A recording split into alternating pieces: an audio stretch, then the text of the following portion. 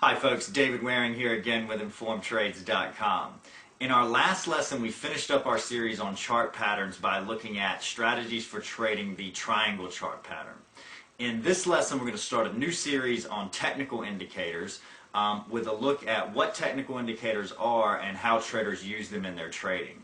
Technical indicators are basically mathematical formulas which are derived from the price action of a financial instrument and or the volume traded in that financial instrument.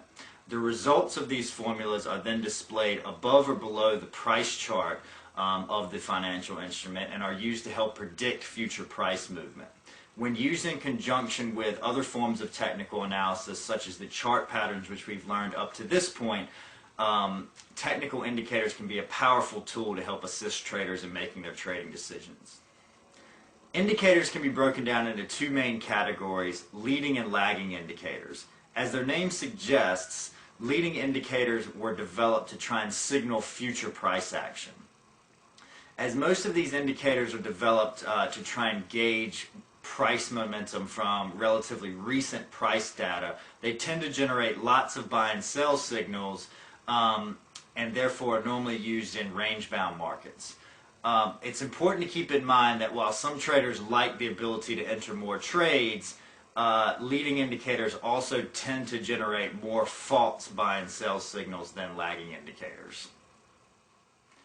Lagging indicators, on the other hand, were developed to help you understand where the market has been and where it's likely to go as a result of that. As this is the case, these indicators are normally used by trend followers and offer little value in range-bound markets. Secondly, because these indicators were designed to help you catch and stay with the trend, they normally generate less trading signals than leading indicators do, which is a positive from the standpoint of that also means less false trading signals, but a negative from the standpoint of that normally means they get you into the move later than a leading indicator would. One of the biggest issues with technical indicators is trying to determine how sensitive to make the indicator to price action. The less sensitive you make the indicator to price action, the less likely you are to catch false trading signals, but also the more likely you are to catch the move late or to miss the move entirely.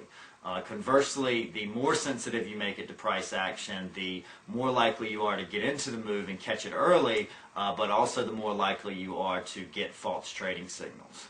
Okay, so these are some of the things we're going to explore in later lessons. That's our lesson for today.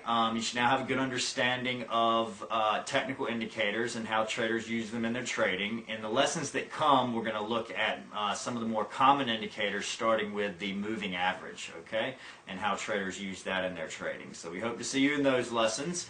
As always, if you have any questions or comments, please feel free to leave them in the comments section below, and have a great day.